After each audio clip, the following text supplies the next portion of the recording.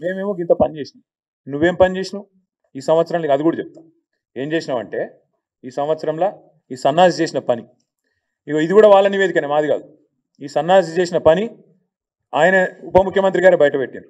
ఇగో మేము దిగిపోయే నాడున్న రేషన్ కార్డుల సంఖ్య 89,97,000, అంటే దగ్గర దగ్గర 90 లక్షలు. 89,97,000 అని ఆయనే చెప్పాడు మేము దిగిపోయినాడు. మరి కొత్తగా వీళ్ళు ఏమని ఇచ్చిండ్రా?